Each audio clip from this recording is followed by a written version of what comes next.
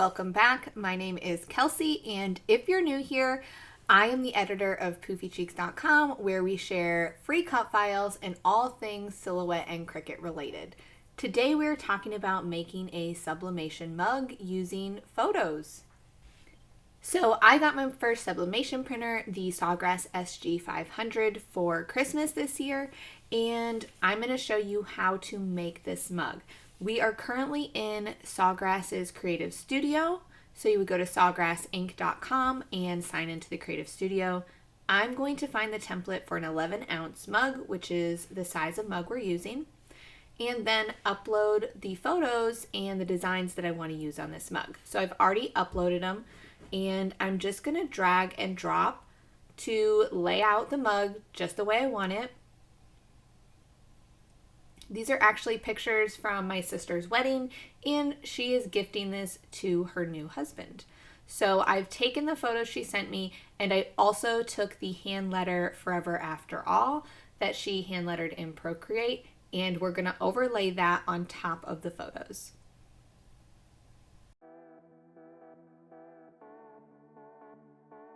I love this feature with the templates so that I can see exactly what it's going to look like, and then if I click on the 3D version, it will give me a chance to kind of rotate the cup and see what it's going to look like.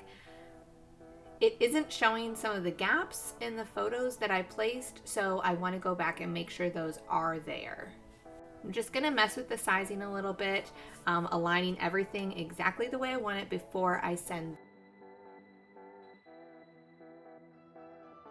Sublimation just really couldn't be any easier because you can use graphics that are already designed, and you can use photos and just kind of put it all together, or not, whatever you're, wanting to do. And you can purchase pre-made designs on places like Etsy, Creative Market, and I'll link some others down below.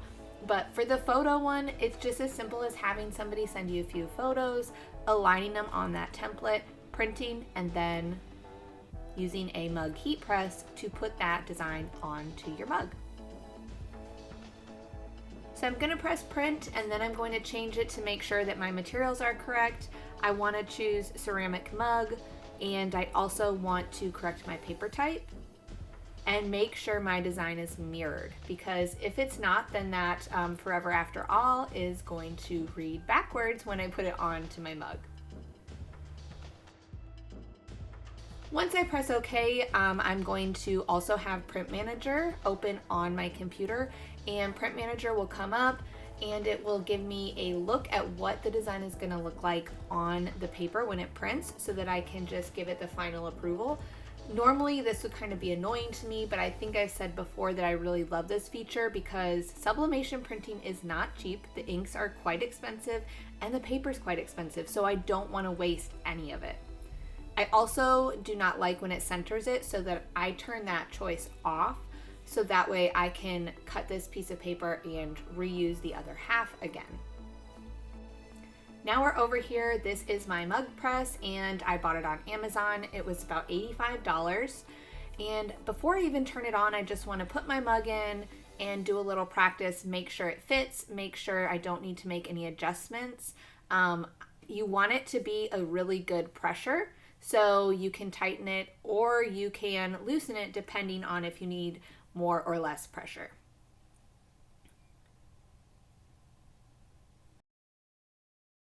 That seems like a good pressure to me, so we're going to go ahead and just pull the cup out. And now we're ready to place our design on the mug and turn the heat press on. I'm going to do 375 degrees for 3.5 minutes. I've made about a dozen mugs now, and I've used that setting, and all of them have turned out perfect. I have not had any issues. All mug presses are going to be different. You need to follow your manufacturer's instructions for setting the temperatures and things like that. With mine, I just press set, and then there's an up and down arrow so I can change the temperature. And if I press set again, it takes me to the press time and I can adjust that. So I've got all mine figured out. When it comes to temperature, it does start beeping to let me know it's at temperature and that it's ready for my mug. I'm not sure how to turn it off. It does get a little annoying, I will admit, but once I put my mug in there, it does stop beeping. The temperature drops at first because the mug is cooler, and then over that 3.5 minutes, it does come back up to temperature, but it does not beep. So here is our design printed out on the sublimation paper. I'm going to use my paper cutter so that I can get a perfectly straight cut, because I want to line the straight edges to the bottom and the top of the mug to make sure that everything is straight when I get it onto the mug. And then I'm just going to trim off that excess. I highly suggest a paper cutter and not just using scissors for that purpose. But if all you have is scissors right now, just use that bottom edge and line it up to the mug and you can make it work.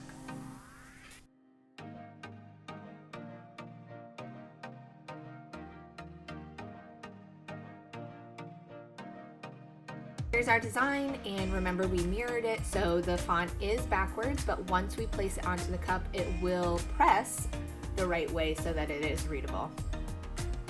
This is the heat resistance tape, and we're going to use that tape to attach the sublimation design onto the mug, and that will hold it in place.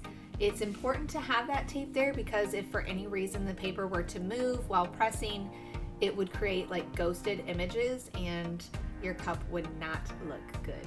So we have these amazing pictures that were taken by a professional photographer. We don't want to mess that up. I'm going to tape every single edge of this paper and make sure it's nice and tight and straight. I've got my top and bottom edges. Now I'm just going to run a piece of tape along those two sides. I don't want any of that gapping or creating an issue when we get it into the press.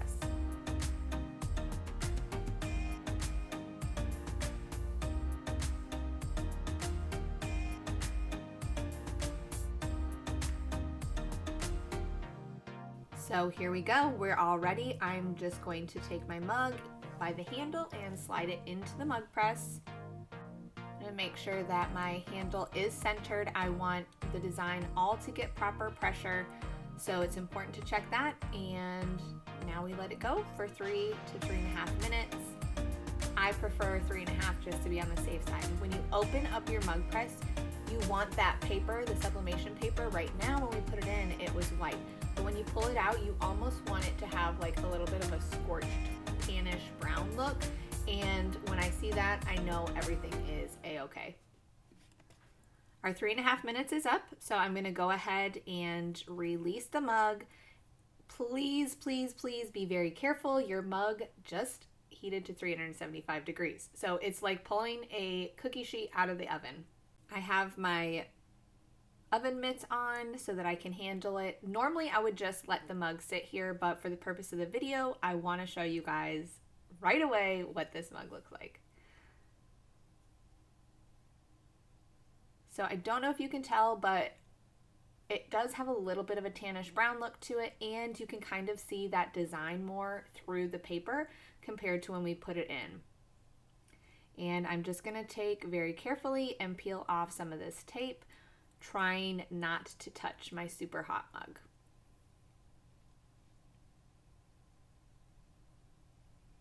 Another thing I usually do is use my weeding hook and kind of use that to get the tape up and pull it off so that I don't have to even attempt to touch the tape and peel it off. But come on, sneak peek, we want to see this mug. All right, here we go. Look at that thing. Perfection.